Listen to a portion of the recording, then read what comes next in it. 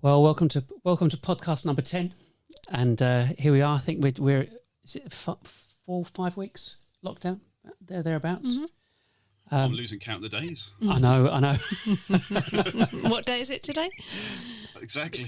I know. So, just to let our listeners know, we've there's myself, there's Nigel, and Liz. Good afternoon. Our events and operations director, and of course Dean, Head of Syndicate Management. Hi, Dean. Hello. Right. My introduction to the podcast. Yes, I know. Well, mate, the thing is, one thing I'm loving about this is the clarity and the quality of the connection. I think we're doing a test earlier, and I think that's great, and it lends itself. It kind of we can segue into what the point of doing these podcasts in this type of format is about, and I think really that what we want to talk about, or what I'd like to have a three-way conversation about, is where we're all at with this, because it's changing. Life is changing. Life's been very different and difficult, I guess, for lots of people.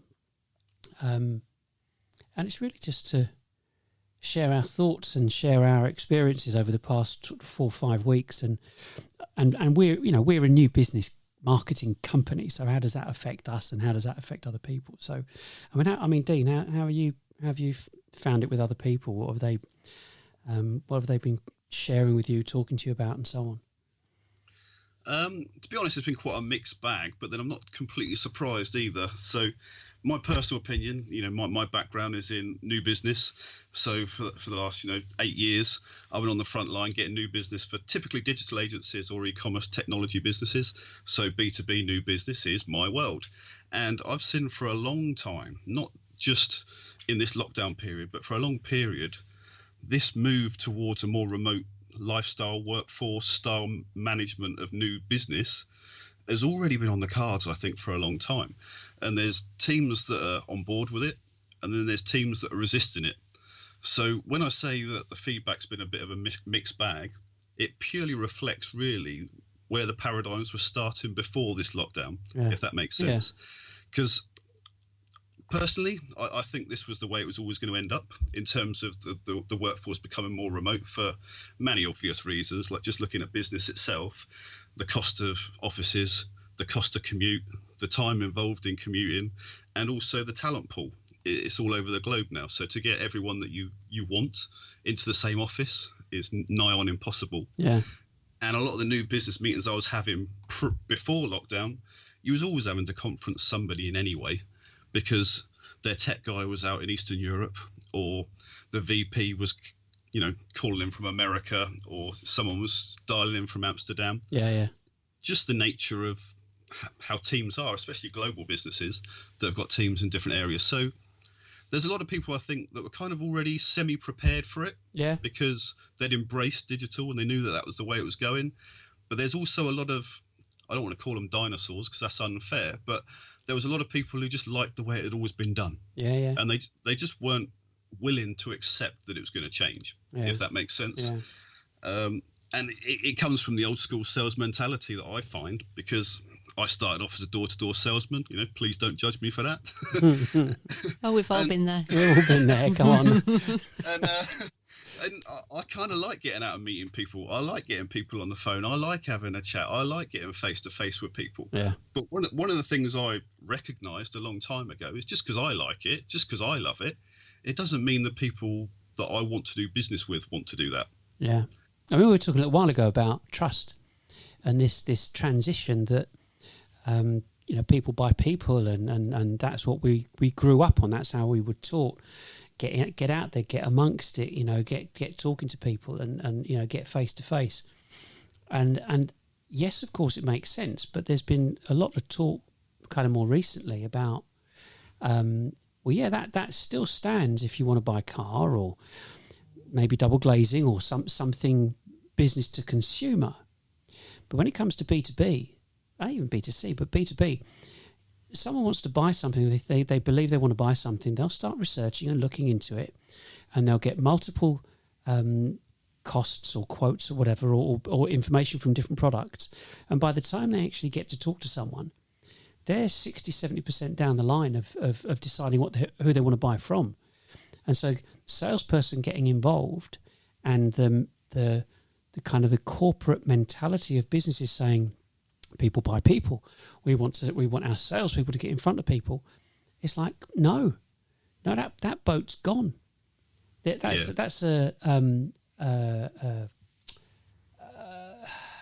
don't know, just that a nostalgic way of selling, because I know we've had hours of chats on this, haven't we? Like going back and sort of chewing the fat on the way things have changed. But I didn't mean to cut you off there, but I wholeheartedly, well, you know where I stand on this, and I think that's changed a long time ago, and people, I don't understand why they're still hanging on to it.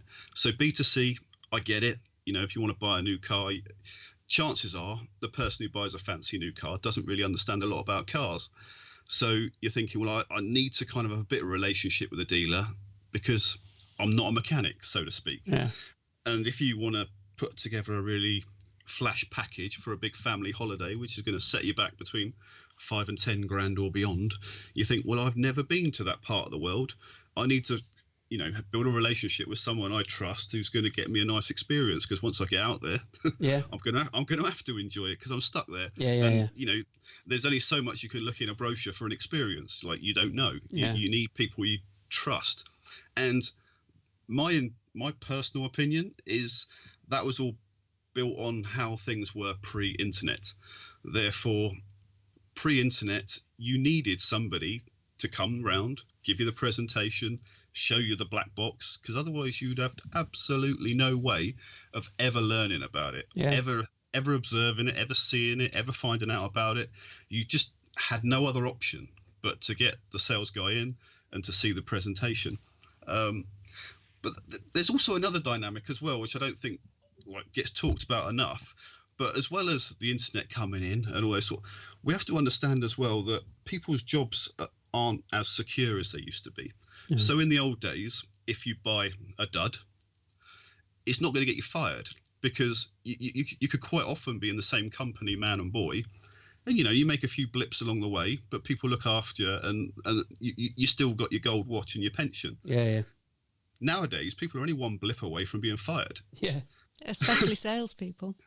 Yeah, absolutely, but also buyers. So if you imagine, back in sort of my historical stage of selling in like a digital agency or selling in a technology, and then the numbers don't add up at the end of 12 months after they bought it, that's it.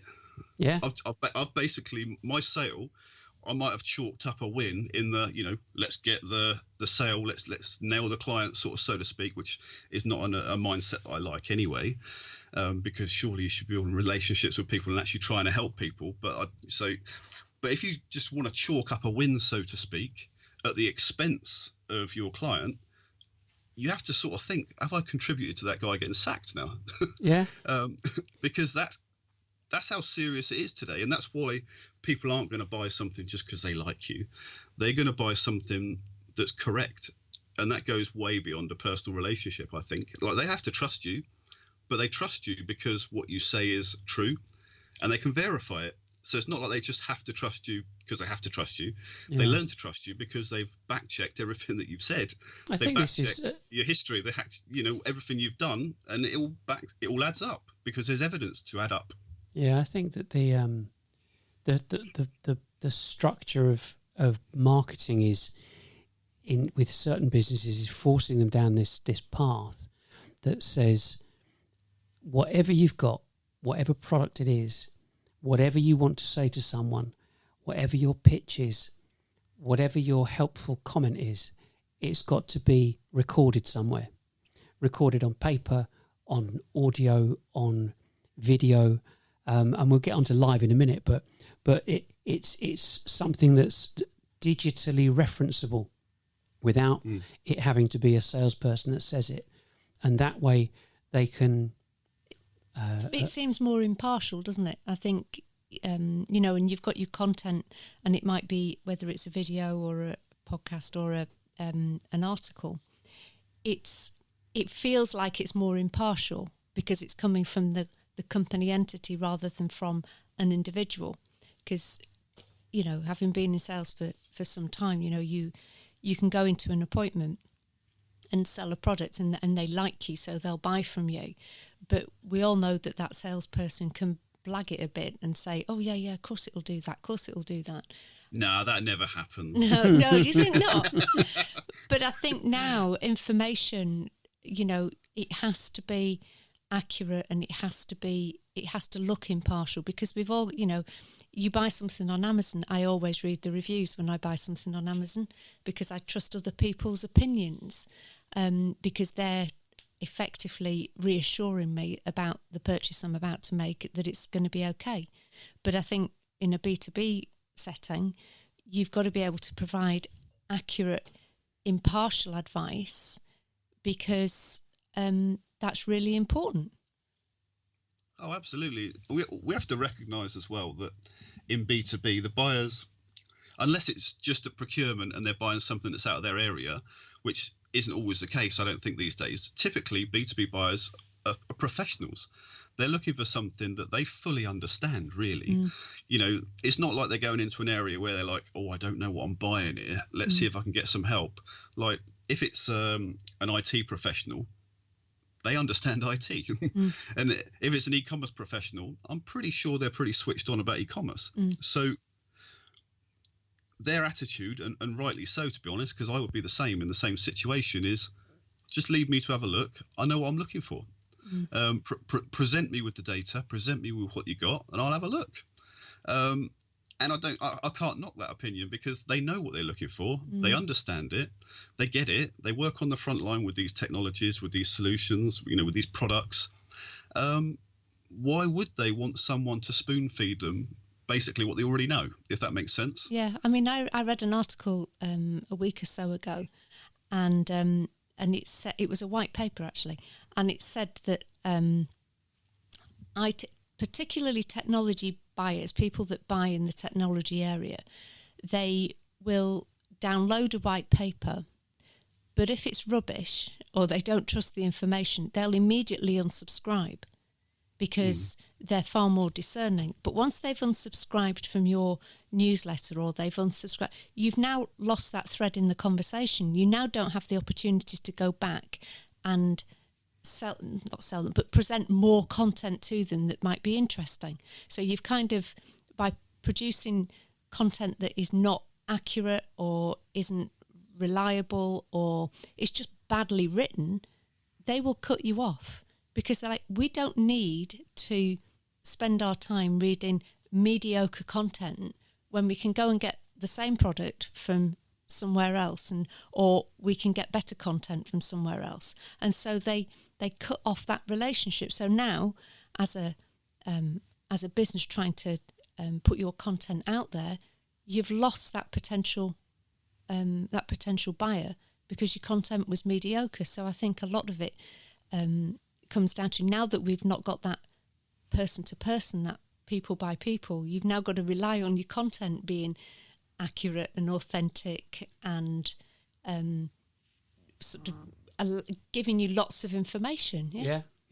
I mean, I think that one of the interesting things, especially with this lockdown, is that people are sitting in front of their machines a lot. I mean, we've seen on our analytics, prior to lockdown, we got loads of traffic that would come through naturally on mobiles, especially in the morning and in the afternoon, late afternoon. Now it's dropped dramatically, and it's all PC, it's all desktop, because people are sitting at home.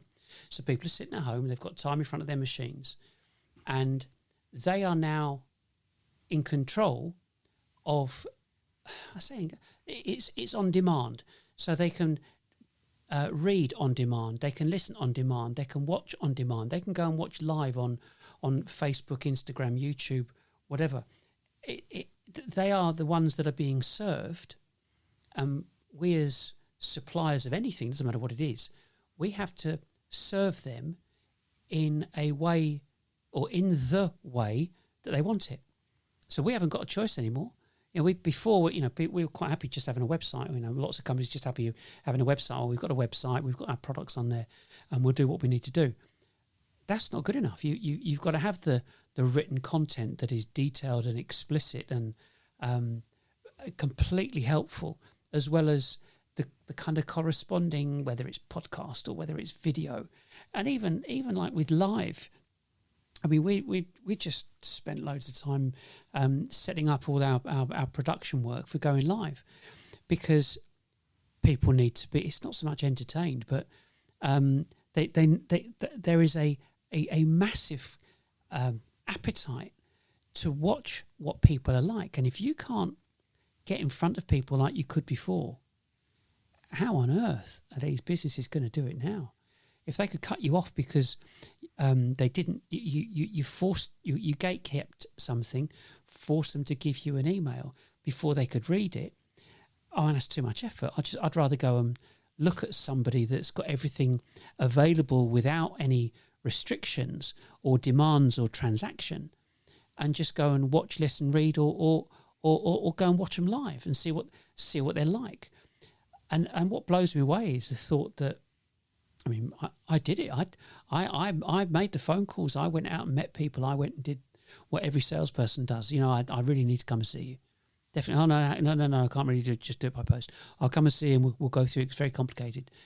Now, forget it. People can buy the most complex things in the world without meeting anybody. And so if everybody, like we are now in lockdown, you can't go and see them, and they're saying, well, it's going to be 18 months, 2 years before it might get back to some kind of normality. So therefore, that the whole process of selling stuff needs to be reviewed, and we need to use or exploit all those different channels that we've got open to us. And that's, at the end of the day, that's what we're looking at doing is helping people understand what they can do. And it's, it's not, is it expensive? No, it takes time. And before we were saying, well, it's if you had your time again, we'd say, produce all the content in advance, then start your company, then look at any investment required and so on and so on. Whereas now people are kind of neck deep in whatever they're in, or should I say whatever they're involved in, and they're looking to enlarge their prospects, to increase the numbers of prospective candidates they've got for whatever, because they've already got the demand, which is the salespeople. They've got to keep the salespeople busy.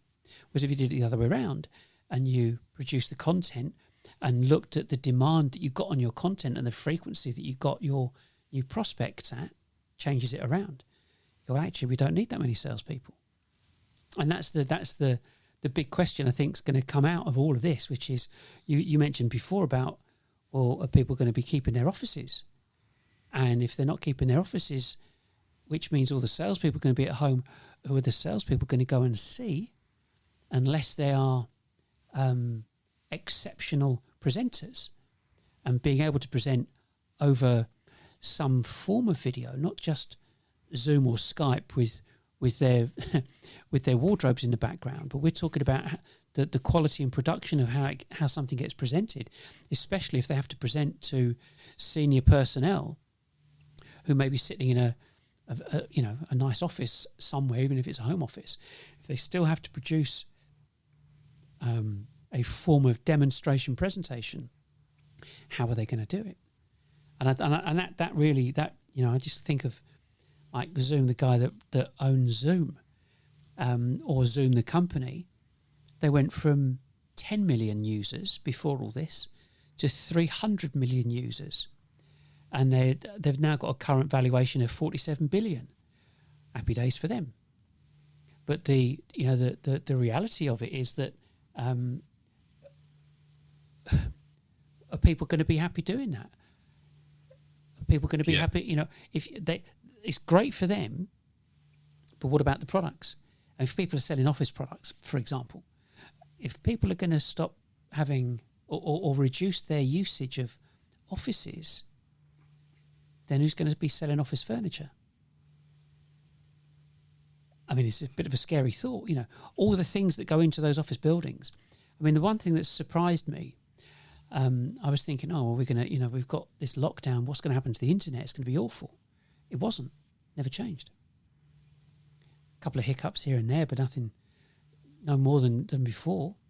But of course, if you've got people using the internet when they're all at work, they just shifted and went home and used it at home instead because the infrastructure was already in place. So it's quite an interesting look at the business infrastructure that we will now have to contend with, because if people are going to be resistant to having face-to-face meetings because a business owner wants to protect his staff, therefore you've got to have a good reason to go into their office. I don't know. I can't answer the question. I can't say. Nobody can say for definite what's going to happen. We don't even know if we're going back to work next week or the week after. So deciding what business is going to be like is going to be a very strange one.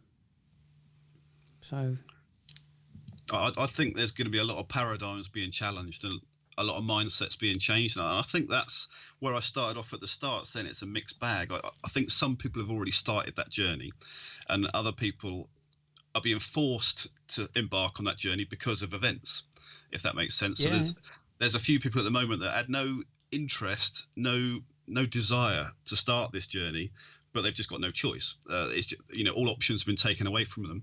So, like, as you go back to your previous point of all the technologies and all the strategies and all the tools, we're almost not ready for that. A lot of people yet, because let's face it, once you decide what you're going to do, all the answers are there. Like once someone decides that they're going to do a podcast, they're going to do video, they're going to create content, like they've only got to look at the Sales Exchange website, for example. It literally walk them through there, and literally tell them exactly what they've got to do. Yeah. The challenge, I think, is for people making that decision. Now, some people already made that decision, and some people are being forced to make the decision. But where I see the paradigm, and my background in new business and what I've seen over the years, is the typical sales mentality is the desire, I guess, to control the sale. Yeah. And one of the things, and again, this isn't a COVID-19 situation. This has been happening anyway. We're fast becoming a buyer's market. And it's been like it before all of this for a long time. However, despite it being a buyer's market, there's still that attitude and that mindset of, well, we want to control new business. We want to control the sale. We want to make sure what we do equals what we get, if that makes sense. Yeah. And there's this whole thing of, well, if we do this many dials, if we do this many meetings, if we close this much business, then we control everything. Yeah. And that's been what I call the iron fist on stopping change. Even though change was going to happen anyway, it's inevitable. Yeah. Like, you can't stop it. Now, what's happening is only accelerating what was always going to happen, in my opinion, of everything becoming a lot more remote, a lot more, using the use of technology, but also it's a buyer's market. Now, when you embrace the fact it's a buyer's market, it's actually a positive thing. You can move forwards with that. But at the moment, I think there's too many people who think, well, it's just too negative to accept that I'm not in control. Yeah. And I think they're fighting it because they're like, well, if it's a buyer's market, I'm not in control, and I can't handle that. I can't handle not controlling the metrics, not pushing the activity, not generating what I need to generate, because it's the control and the decisions somewhere else. Because if I go back to all the sales training 101s I've had over the years, I think I've been trained by every Wolf of Wall Street wannabe known to man. So the amount of times I've sat in a room with "sell me this pen" is just ridiculous. Yeah. And people think this is actually going to teach you how to sell and all that sort of thing. Yeah. But one of the things they teach you time and time again is a buyer and a seller who's in control. And the one who's in control gets the deal. Yeah. And it's so ingrained in the mindset of sales that it's, well, I have to be in control because otherwise I lose the deal.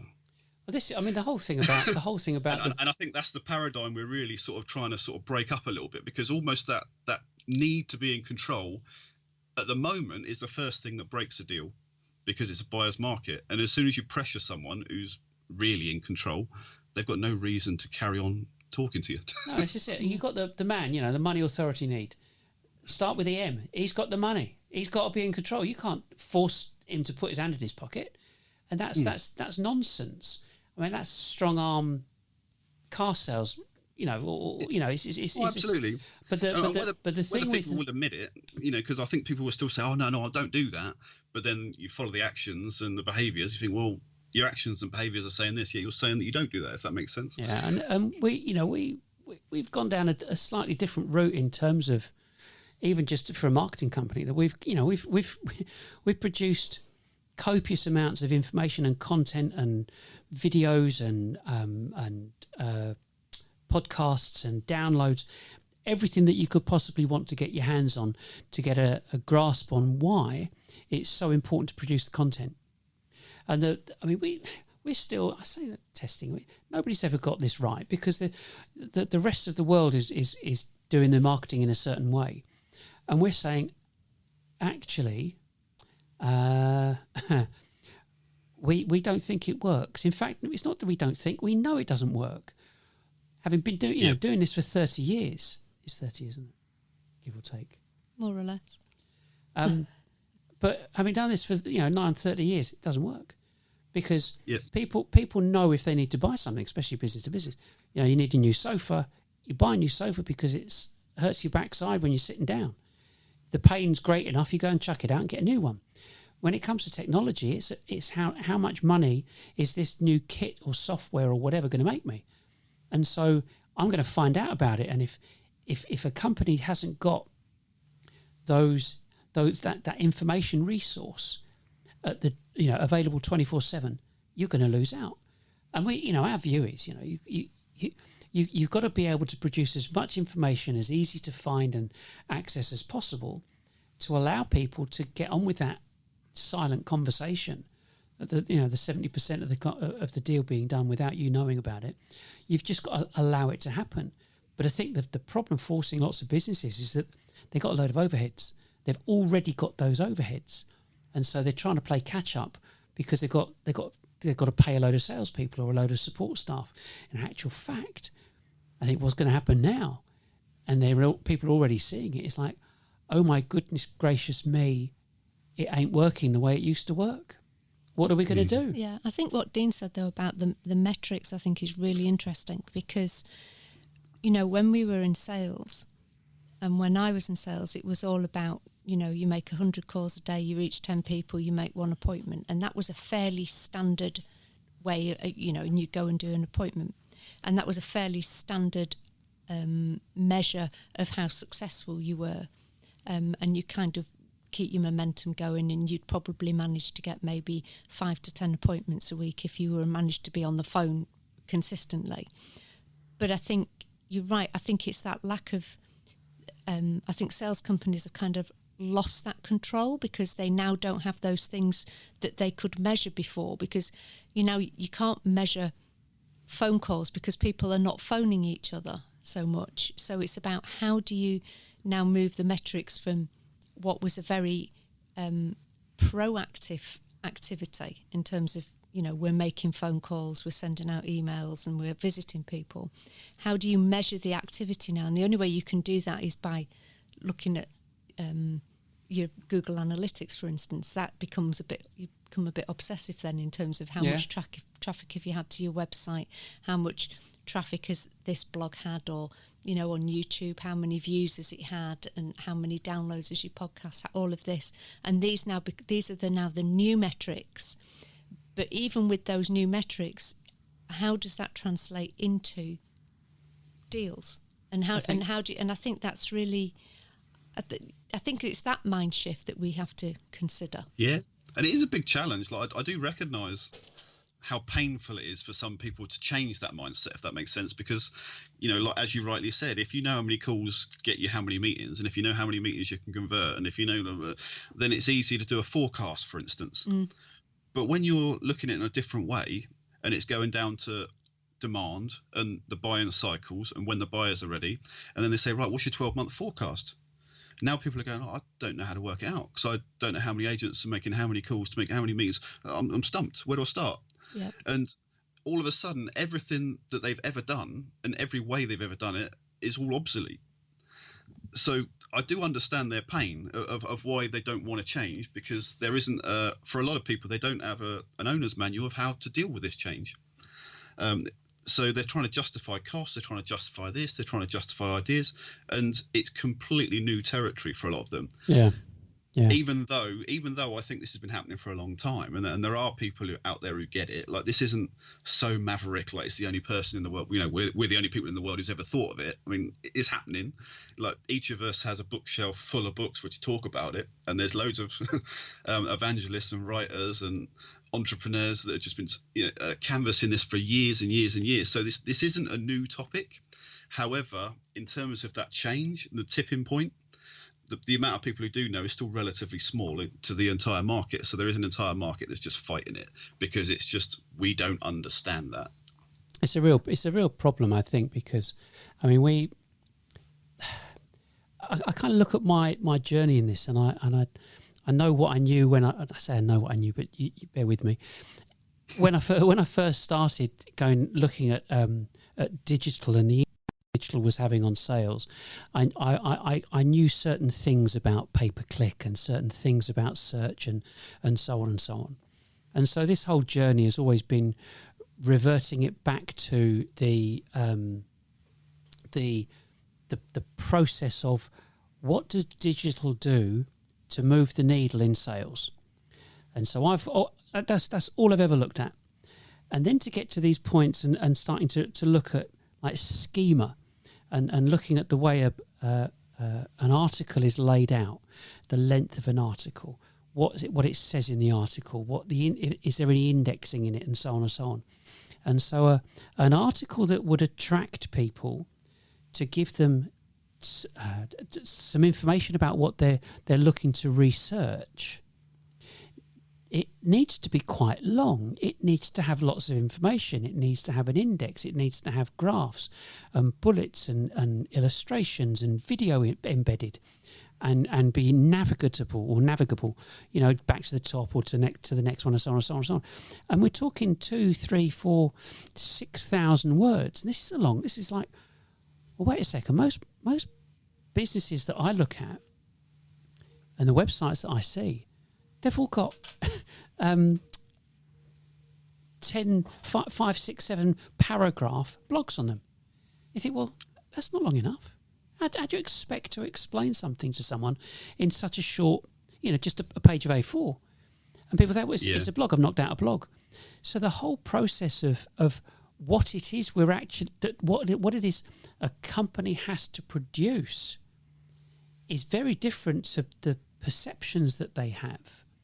And I think this is where the problem is. If you're looking at like the ratio of cold calls to actually getting through to someone that might be interested, or would someone that would actually just accept your phone call, and the numbers of people that actually accept your phone call to the number of people that would actually make an appointment, they are the metrics that people have been looking at. Whereas blogs, people say, oh, blogs are a waste of time, or pay-per-click's a waste of time, because they're using something that's bland as opposed to attracting viewers to look at a detailed, in-depth, highly explicit and helpful document that draws people in and gives them the opportunity to look at something else, to go to a call to action that's on that blog, and not just something that's gate kept that they have to try and have to give an email address to get to look at it. So I just see the whole I don't know what the whole structure of digital marketing is becoming a blend of what do people like to do. People like, you mentioned about your kids. Kids look at YouTube and think it's a television. They don't know any different. Yeah. This is what we're dealing with. That YouTube and whatever is on the internet becomes is work, rest, and play. It's everything. And so, however we use that, it's essential to know why we're using it. Yes, I'm just looking at it for fun. Yes, I'm looking at it to research something because I want it for my business, because I want to make more money doing something. So I'm looking for this bit of product here to make me more money. But here, I'm looking at YouTube for fun. And of course, we've got a lot of marketing companies attempting to do interrupt marketing, which is what they do on a television on ITV in the adverts, is to interrupt what you're looking at because you're at play looking at TV, and then try and sell you something. Whereas the internet says, "Well, switch off, thanks. Get lost. I'm not interested." Bit of ad blocker. Oh, you've got ad blocker and doormats and pop-ups and pop-unders and all the other things that go with it. So the whole way that businesses have to organise themselves becomes, massively far more strategic now than ever before. And I just think people have to just work out the multiple things they've got to do and start building them in, getting them in place, and then at some stage in the future, release what they've got so people can see everything. There's like this 3-3-4 thing we've done, that we do, but there's no choice in that now. You can't let's send our 10 salespeople out door knocking. You can't do it. Well, I suppose the hard thing as well is the way we're talking at the moment. It sounds like it's a really bleak picture, and like we're all fighting to survive, and it's a struggle, because all the old things just don't work. But the truth is, once we get our head around the way people would like to buy something, there is so much opportunity, and there's so much possibility about what you can do. And I think that's what we need to kind of help people to understand. Yeah. Because the truth is, it is a challenge at the moment, especially the way they're doing it historically and using old practices, if that makes sense. Yeah. In my opinion, are out of date. Yeah. But No, they've just never been updated. And if you go on a sales training course, they still teach you the stuff which was very good in the 80s. But what are you going to do with it today? Yeah, no, absolutely. So they still teach this stuff, which don't really help. Now, I can imagine a lot of business owners listening to this and going, well, that's it. Like, the darkness is coming over us. But the truth is, once you get your head around it, there is so much opportunity, because in the process of getting your content right, you've got to do a bit of soul searching, a bit of deep diving into actually what is this business about? What does our clients actually want? Where are they on the journey? Who are we speaking to? And in a weird way, they'll understand their business more than they'll ever have understood it. Yeah.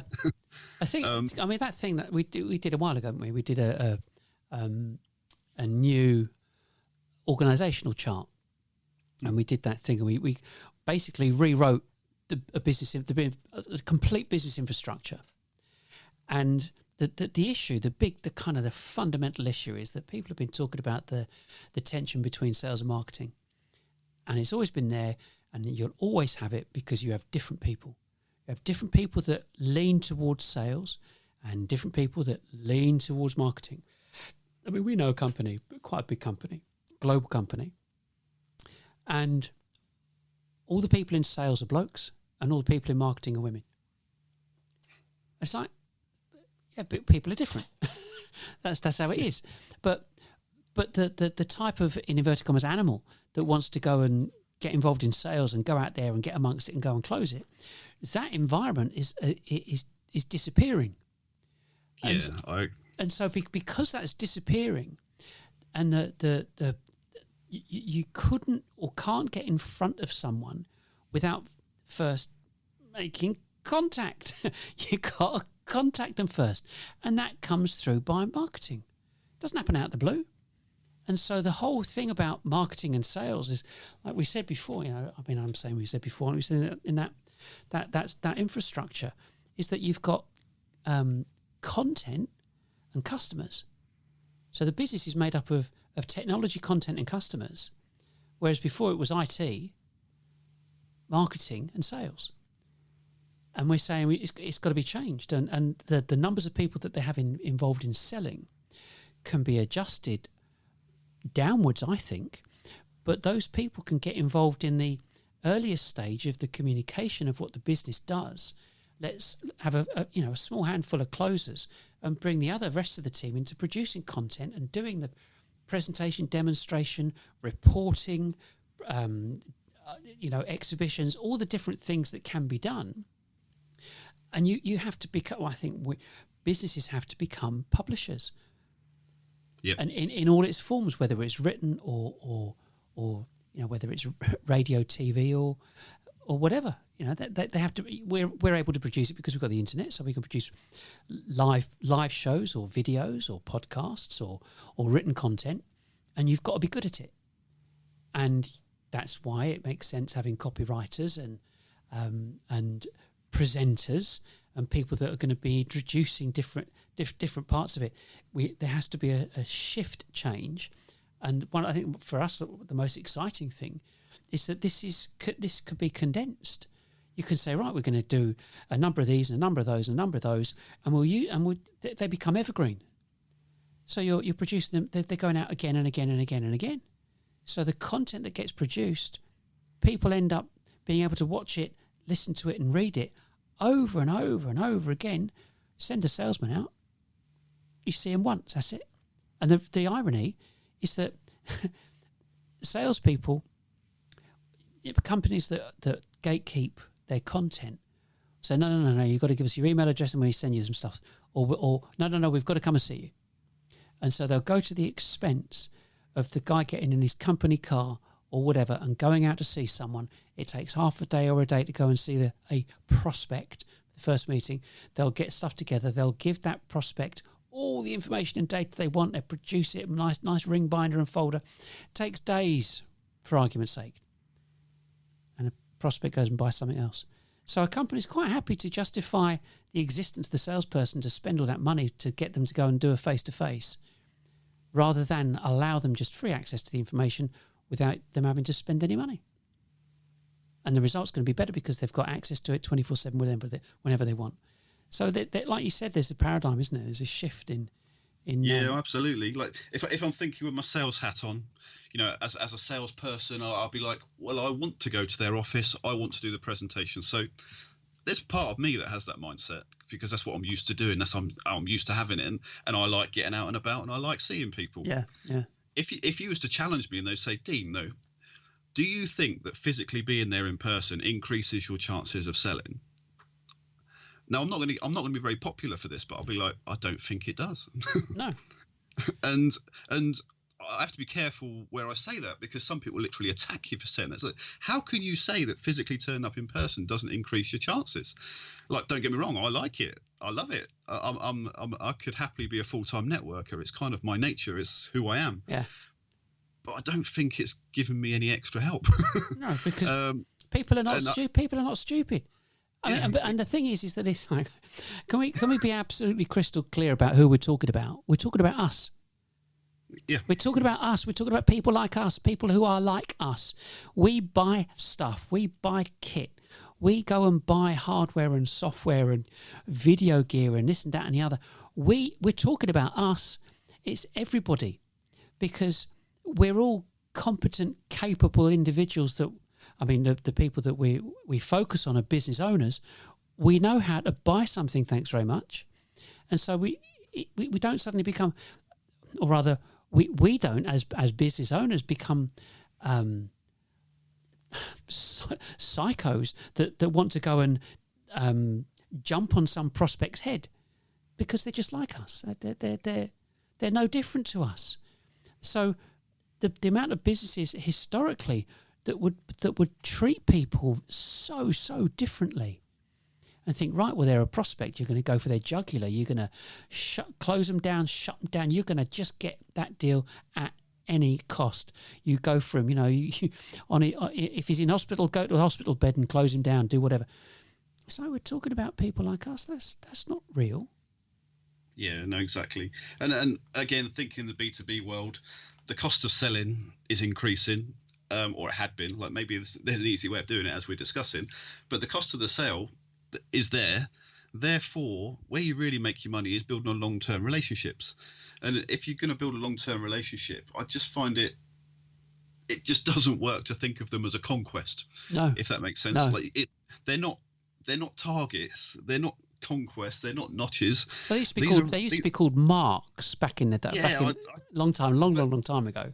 But even if you're saying that in the office and they can't hear you, so they don't know, just that mentality and that mindset comes across. Yeah. And we've got to get rid of that terminology and that thought process, because that's not how it is. Like you're trying to build business relationships for the long term. So you've got to change the way you've got to change that dynamic and that relationship.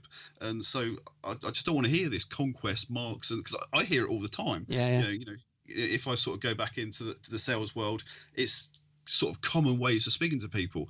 I even see people with posts on LinkedIn of like, oh, when I get my sales targets, and part of me thinks that your prospects could be watching this. Yeah. and they're thinking, well, are we just like a statistic to you, like a metric, like a target? It's just not right. So by getting into a better understanding of the people you want to do business with, what their motives are, what they need, what their all those things, all that information makes you a better marketer. Yeah. And a better marketer, which is where it's at right now, like going back to like so many different paradigms, which I think we keep sort of tripping over these paradigm changes. But another massive paradigm change, which I'm expecting soon, and I thought we'd all have already had it by now, but it seems to still be a thing, is this whole closers are more important than lead generators, or closers are more important than marketers. in today's current world of new business, the close is the equivalent of kicking it in on the goal line. Yeah. And sometimes you can miss those closes as well, can't you? Because you just go into... Yeah, I completely agree with you. I mean, I think, with anybody looking at content, I think you also have to appreciate that you've got, when you produce content, the people looking at your content can look at it in their own time. They're choosing to look at your content. And this is the difference.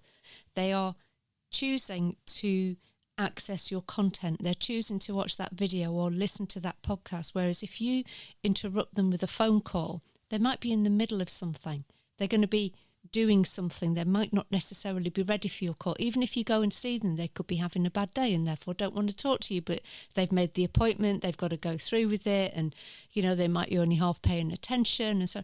Whereas when they're consuming the content and they're reading an article or they're watching a video, they're doing it in a headspace that they are assimilating that information. They're taking it in. It's valuable. It's something that they've wanted. They've been looking for this, and they'll be a lot more receptive to more quality content afterwards if what you're providing for them is in a medium they want to access it. So they might like to watch a video, or they might want to read an article, and they're able to get that content when they want it. And I think that's as well where this has happened, because we all know this morning I woke up and it was like, what day is it? Oh yeah, it's Friday. Because, and next week it's not Bank Holiday Monday next week, it's actually Bank Holiday Friday. And it's like, oh, that was a bit of a surprise, because, it's like, but the days and the weekends are kind of all merging into one. And so being able to access content right now is like, we can read whatever we want when we can work whenever we want. We can be much more flexible, but actually get much more done, and actually learning about the stuff that we want to buy in the future. Yeah, is actually, we can do this now in our own time without being pestered between those hours of the traditional 9 to 5:30. Yeah. I can look at it when I feel and assimilate it properly. Well, that's an interesting way of looking at it, because as we're in this situation, the overlap of work and home is merging more and more. So if you go back to old school sales mentality, you've got your power hour, where everyone's changed their desk, but then so are your prospects. Now, when you're chasing people in power hour, it might not be your prospects' power hour. They might just be, if that makes, because they might be going, well, it doesn't make a difference if I do this hour between 8 and 9 when the kids are in bed. Yeah. Or in the morning when they're taking the kids to school, because they all can now. And, well, no one else is around, so I can do this stuff. And people are saying, well, wait a second, I'm getting up at 6 and getting on the train and getting or driving to whatever, and not seeing the kids wake up in the morning and not being there in the morning and not being there at night, all this kind of stuff. People are kind of, I think, being far more sensitive to it and saying, wait a second, my kids like it when I'm around. And so, no, I'm not going to do that. I'm going to work differently. And I think there's been a lot of business owners that have been resistant to home working, and now they've been dropped in it. and they've had no choice. And so I think we talked about this the other day about businesses saying, well, should we have a big office? Yeah. Do we need all this? What have we been spending all this money on? Especially when businesses are seeing actually productivity is going up. Oh, yeah. Because people are, I don't know whether it's because of the situation that we've been forced into, as in, we can't go out there for working is like, well, I might as well just clear my emails because what else am I going to do? But I think being able to work much more flexibly. So if you get up at 6, you might have that time between 6 and 7:30, which is quiet. You're not being bombarded with other people's emails. You can read through everything, and then you can go off, have a shower, sit down, have breakfast, chill, and then get back at your desk by 9 o'clock. But you've already done an hour, 2 hours work before officially the day has started, and then you work through the day, and then you might kind of log on at 7 o'clock in the evening or 8 o'clock, just check your emails again, see what's good, especially if you work in a global company where definitely. you could get emails at all time of the day and night, so you can plan your day better so that you can say, well, actually, rather than go for a run first thing in the morning, or, I could go for a run in the middle of the day, because that's the quiet time, when that's the time between the crossover between, when the the East Coast of the States, they're just kind of coming online, they're just starting their day, but, Asia's kind of closed for now. So I've got this time in the day when I can go for a run and I come back, have a shower. Yeah. And I think companies are realising actually we're being a lot more productive because we're not introducing the commute and the expectation of... And I think some companies are even reducing their meeting times because they're saying, right, we're going to start at, we start at night, but our meetings now, phone calls are going to be 40 minutes. We're not doing an hour because we don't need to. We can be much more purposeful, much more intentional about what we're doing. And if you were a salesman going into that situation and say, you've got 40 minutes, you'd be like, but I've driven 2.5 hours to get here. What do you mean I've only got 40 minutes? You only presentation. And you just spin it out, I want don't my you? tea and the biscuits. You just spin it out, don't you? You just like keep talking and like chit chat, and it's like because it took me 2 hours to get here. I'm going to get my money's worth out of this. But I think because these things are changing, I think we just have to accept that. I think we forget. I think as business owners, or as we put our buyer's hat on, and when we have our buyer's hat on, we're like, I'm going to read the reviews on Amazon, I'm going to do my research, I'm going to look at I'm going to look at the best product for me, what's the best car. I'm going to look at the about page, see what they're all about. You see what they look. I'm going to do this in my own time, at my own pace, but when we go into sales mode, it's like, I want to come and see you. I want to come and see you now, and I want your email address and blah, blah, and I want to talk to you now. And it's like we've got like a split, become completely bipolar. You have, you've got the buyer personality and the sales personality, and they are very, very different. And I think sometimes you find the more aggressive the salesperson is, or the less tolerant he is of people trying to sell to him in that way. And goes, I don't accept sales. I don't accept telesales. I've had this, I don't accept telesales calls. It's like, yeah, but you get your team to do telesales calls, so why will you not take my call? My time's too precious. Well, do you not think the people that your team are interrupting that their time's precious? It comes back to marks, doesn't it? You're a mark. You got a target on your back, and we're going to get in there, and with our silver tongue, we're going to make sure that we make an appointment to come in and grab you by the throat. And that's my opinion. Is complete. That's gone. It's finished. That's left the building. Yeah, I believe so too. And I think that the way that business is allowed to function now, it's a shift. But if a company, it doesn't matter what size the company is, but we're talking B2B. If you've got a complete library of everything that needs to communicate and explain and illustrate what your business is about and how your products help people, and every step of that journey, that customer journey, from someone thinking about something right the way through to the experience of an existing customer, and for it to be documented and videoed and explained and promoted and capitalized on. Probably every single business in the world will go, yeah, I want that, because you're paying for people who you need to have employed, that you want to have employed because they are gainfully employed. You're not trying to play catch up of saying, right, well, we haven't got enough leads. And the thing is, what does my head in is, we did a podcast about this a while ago about CMOs and sales directors and CGOs and CROs, but the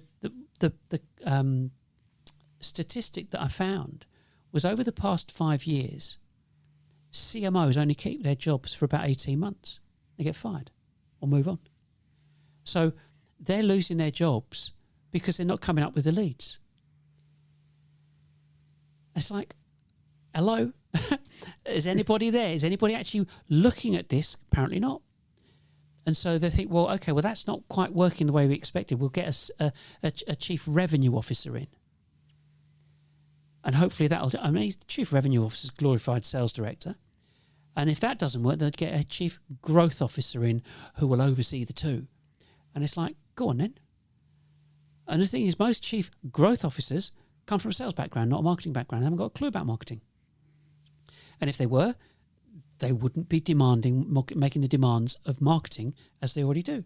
So it's actually been messed up for a long time. And businesses business owners, this is my drum, business owners need to realise that they're being misled, my opinion, being misled by the sales directors and marketing directors, because they're both saying, well, if we blame each other, we both get to be kept, we both keep our jobs. But the CMOs aren't. They're getting 18 months, they're gone. And I didn't look at what the statistics were for sales directors, but the sales director can always say, well, what do you expect? The sales leads are rubbish. Yeah, the sales directors don't get long. No. No. So it's not a very pleasant market. It never was a very pleasant market out there. I would like to think that this is going to crystallise that problem and that situation, and people can look at it and go, we can't continue as it is. We've got to do something different, and we don't know what different looks like, and that's where we come in. As simple as that. This is what we do. It's about being different and being able to be creatively different in any market and any business, any vertical that you've got that you want to work within, because it does take creativity to come up with the different ideas and keep all this stuff flowing. But you've got to think differently about how people receive the information that they've got. Because if you think you can just bang some old nonsense out there and that'll do, it's wrong. It does. People are very discerning, and the same way that it doesn't matter what it is. If you don't speak their language, they'll cut you off. And so, having loads of a big sales team, so what? Big expense, too much stress, loads of management, but produce or communicate accurately, and you can buy all these people in to help your business communicate accurately. And we're talking getting the right videos done, getting the right articles written, encouraging staff to do podcasts and department heads to do podcasts. Just do it. Just see what it sounds like. And no matter what you've got, post it, because it's authentic. Because people, we've all seen salespeople that are full of it, and instantly they're lying. They're lying. I mean, I can hear it in your voice. You can't even lie properly. You're not experienced even at lying. So no, I'm not going to buy from you.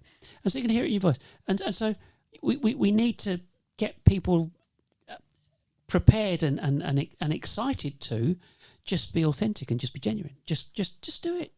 Just do it and enjoy it. Let them get out in there and do it. Let your prospective customers see what your staff are like. Let them in. That's all you have to do is just let them in. Don't put any false pretenses. Just let them in and be yourselves. And that's what people want. That's what people like. Why does everyone sit on Facebook and LinkedIn? Everyone's a voyeur. They want to look at other people. They want to see what other people are doing. Let them see who you are. These point of view, the personal point of view, the first person cameras and, the fly on the wall stuff. People love watching it because it's genuine. Do it for your businesses. People need to do it and just make it just a way of life. And go, because we just love what we do. And that just will come across loud and clear to a prospect. And that's the most important thing now is people don't want perfection, they want connection. And so, we want to be putting out, high quality, cinematic quality videos. Of course we do, but it's the equivalent of vlogging. Like all these other people do this stuff on YouTube, but it's doing it at a high quality, and because you can, because you take pride in your own business. So why wouldn't you want it to look good? Yeah, anybody could get an iPhone or a mobile and go live or do a video, but do you really want to do that? Or do you want to make it look really good and make it look smart and put some effort into it? And then, like I said before, we've got live. I mean, we're just finishing the production side of things to go live, and so we'll do our first live show in about a week's time, and then we'll look to do it every week, because it enables people to see who we are, what we're doing, what we've got to say, what's happening, what's new, and to become that kind of that the CMO, the distance CMO. Virtual. Yeah, I knew I couldn't work out the word then. Virtual, distant. Just testing. but that's what this is about, and it's it is about being authentic, but understanding what authenticity is when it comes to marketing, and not some this is what we can make authentic look like. No, just be authentic, just be yourself. Just let people do it. Give people the mic, give them some cameras, give them the recording gear. Let them go and record it. You've got ultimate veto as a managing director, but let them go and do it. The customers will love it, because it's like, this is who they are. This is who these people are. And that's, I'm absolutely, I say I'm convinced. It's what we, that's all we've been doing for the past 18 months. Just producing this stuff and just saying, well, this is who we are. This is what we're doing. Yeah, and it's going to take. It is the way it's going. I totally agree. But I think the challenge we're facing across the widespread market is just having the confidence to do it, if that makes sense. So a lot of teams I've spoken to in the past, they want more leads, they get more salespeople, and obviously we've all seen that cycle. And yeah. I don't know where you're at with it, but for me, I don't think salespeople are qualified at getting leads at the moment. Salespeople are qualified at the sales process. Yeah, I totally agree, and that's why we've got to, and what we do, we advise through the information and content, and through workshops and all the other stuff. Yeah. Because it's changing the way that you communicate in order to be able to get a far greater reach in what you're doing. And because of data's data, manipulate the data properly, you can find who you want to sell to in given counties, business sizes, verticals, and this, that, and the other. And there are so many different ways of being able to communicate with those people and get in front of your target audience. But they have to do it in their own time. And if 60%, 70% of the sale is done before they'll even speak to a salesman, then there's a shed load of work that needs to be done before you engage with or get your staff engaged in doing the job you're paying them for. So what are they going to do with the other, that 60% of the time when they're sitting around twiddling their thumbs? Well, this is exactly what you've been alluding to. So if you've got a team of salespeople who spend about 20% of their time actually doing the sales process and the other 80% trying to get a meeting, as you said, that's a lot of wasted resource, especially when I think we're all in agreement that a lot of the current tactics to get that meeting just aren't working. So that's a lot of wasted time, a lot of wasted resource. Now, the question that we're all asking here is, did we need a team of salespeople, or could one have managed that process if they were being fed? Yeah. Quite often you could narrow a team down to one, and then use the rest of that resource on what we think lead generation is, which is marketing. And doing it in the most appropriate way. Now, if you've got a team of people doing marketing, then you've already kind of suggested this, but I think we need to make it clear, is then we need them to have the freedom and the license to do what marketing needs to do. So many marketing teams at the moment have their wings clipped. It's like, well, you can't talk about that, you can't do this, you can't do that, and they've basically got nothing that they can create material from. And there's a reason for that. And the reason being, and I've mentioned this before, the reason is the tension between sales and marketing. Most or many directors, myself included, I started in sales. And therefore, I started in sales. As a sales person, I became a sales director or managing director. Therefore, nobody was going to tell me what to do when it came to marketing. And so now you've got lots of businesses that are run by people that I didn't get where I am today without, walking the streets and, walking through Mayfair in the rain, sleet and snow. And so you'll do it my way because my way works. But the marketing person hasn't got the balls to turn around and say, it doesn't work anymore. We've been testing this. This is working. These are the results we're getting. It's taken us 6 months to get to where we are now, but these are the results coming in. Nobody's got the kahunas to go and do that. That's what the problem is. And so what happens with businesses, they go bust because they can't support the raft of salespeople that they've got. And then their attitudes change towards the prospects and it spirals down. And then other areas in the business get to suffer. So customer service, customer support gets to suffer because there's not enough money to go around. There's not enough human resource to support the customers properly, and it becomes just a downward spiral.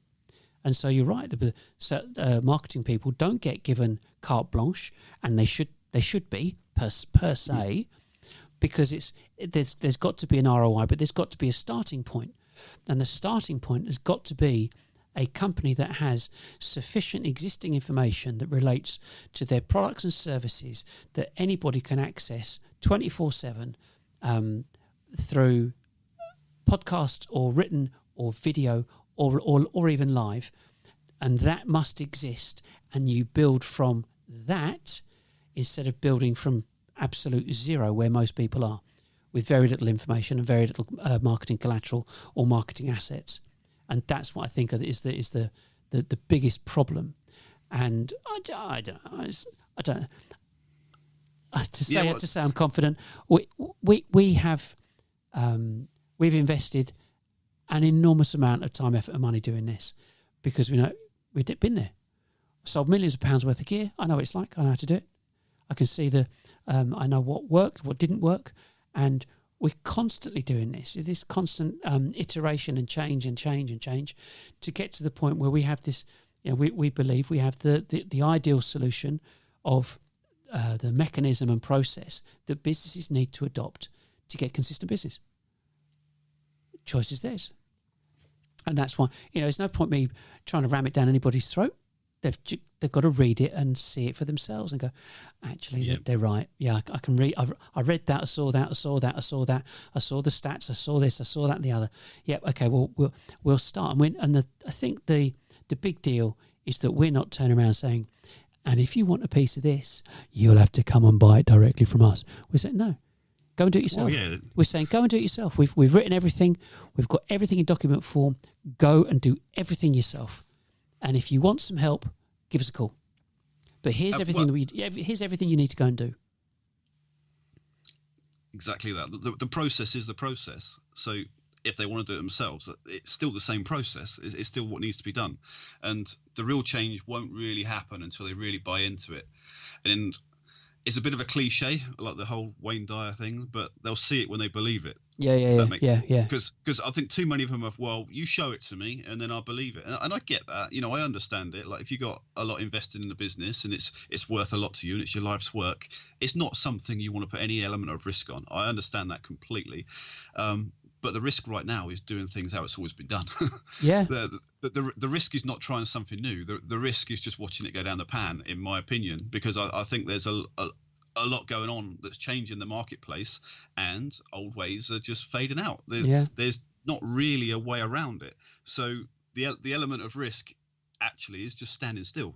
Yeah, big time. But I can totally understand, if you're a business owner, you're a managing director, you've put your life's work into something, a lot of money, you might have remortgaged your house to fund it. There's so much stress on whether or not that business sinks or swims. I can understand that you don't want to take a risk, but that's where the paradigm's got to change, though, that they have to buy into the future. Basically, I saw a thing the other day, yesterday, that there's this coronavirus bounce back loan or whatever it is. So it's bounce back loan. I think is up to 50 grand. I don't know what the figure was. It comes out on Monday or Tuesday.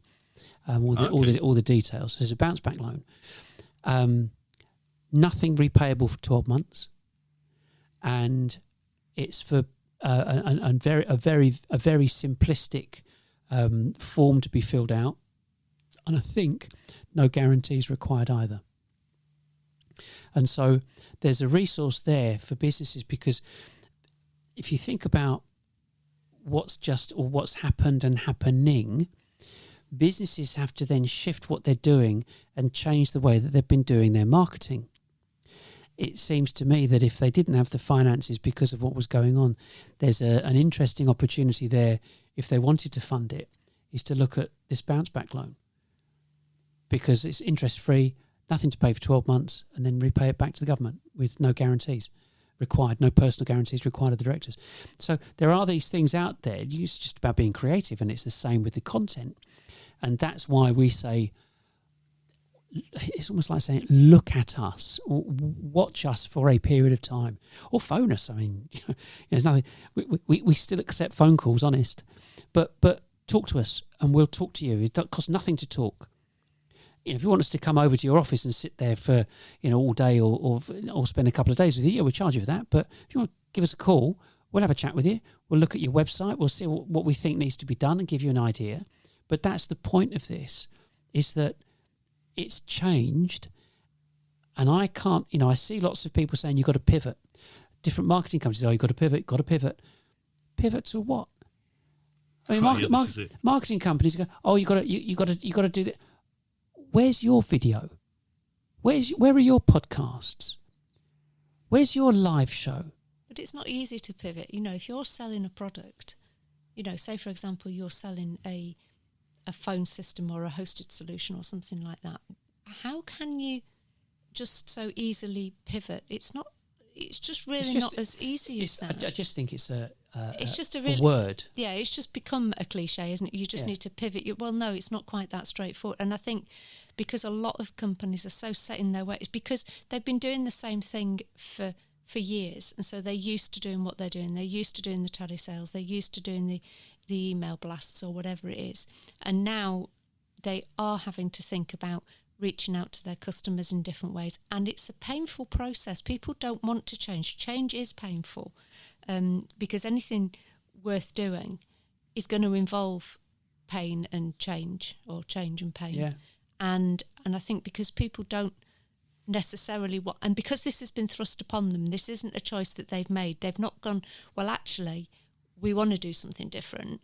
It's like, no, not that we want to, we have to do something different. And I suppose it's getting over that, sort of been pushed into a situation that they didn't want to be in the first place, and having to make that change. And I think a lot of companies are going to now have to rethink their businesses. There's loads of things they're going to have to rethink, but I think they're going to have to rethink their businesses. Yeah.